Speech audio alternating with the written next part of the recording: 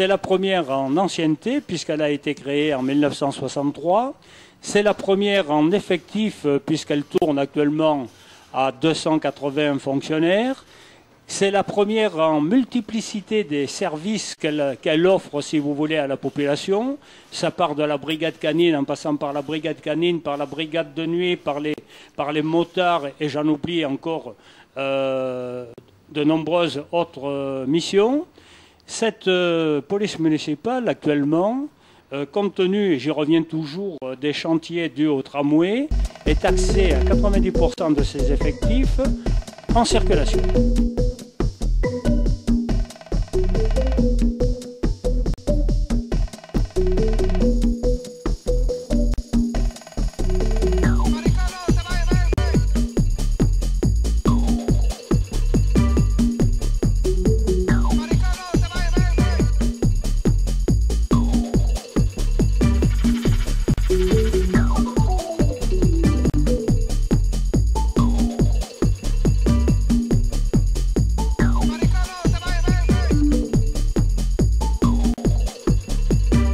Au PC Malraux, on comprend, en regardant les écrans de surveillance, que la moindre infraction dans une ville en travaux perturbe considérablement la circulation.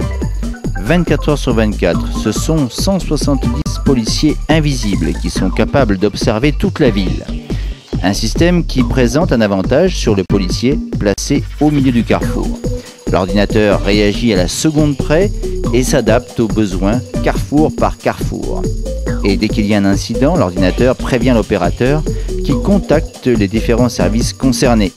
Un Big Brother particulièrement utile pour la sécurité du prochain sommet de l'OTAN, ce 10 février, où la ville de Nice sera considérée pratiquement en état de siège.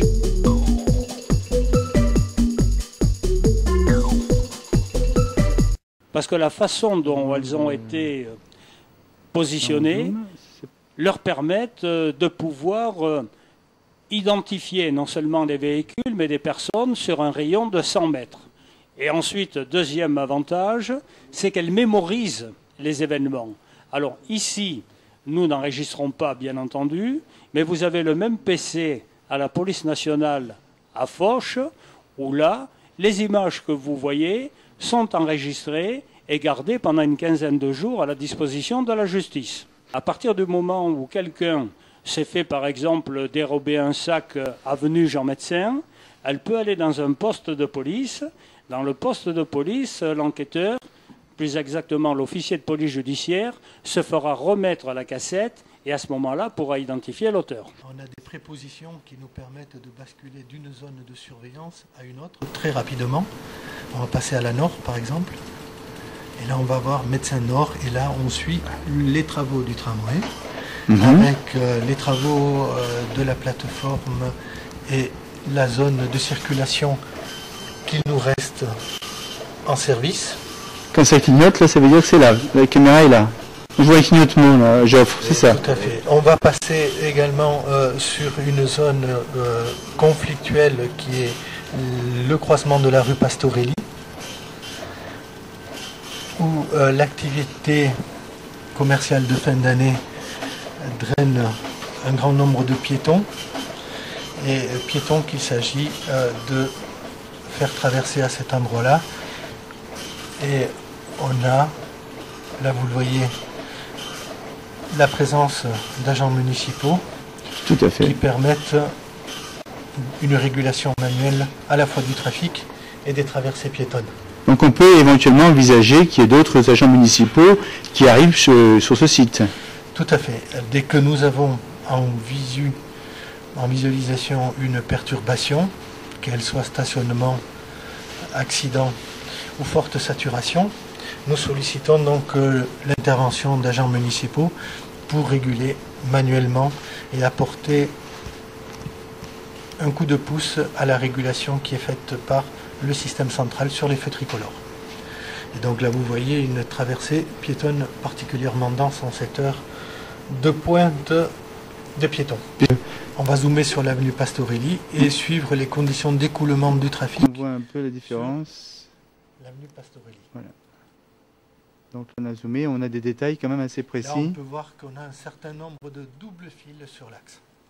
Double fil, oui, tout à fait. Là, il y a un véhicule en infraction. Tout à fait. Oui.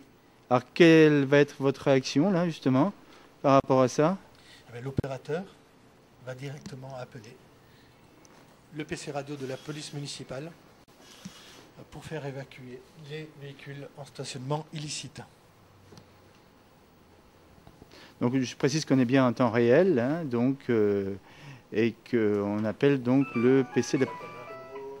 C'est pour signaler des doubles fils sur la rue Pastorini. D'accord, merci.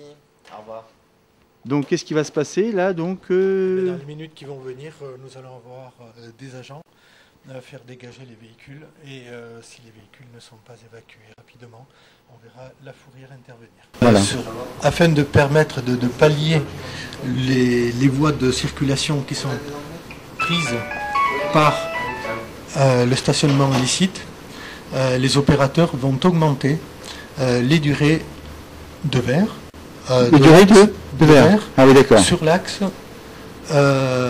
où donc se situent les doubles fils et qui empêchent une circulation normale pour essayer de compenser les effets négatifs du stationnement. Par contre, vous avez des limites prévues par la loi. Tout à fait. Dans le cadre de la vidéosurveillance, l'opérateur a à sa disposition une zone de visualisation de la voirie déterminée.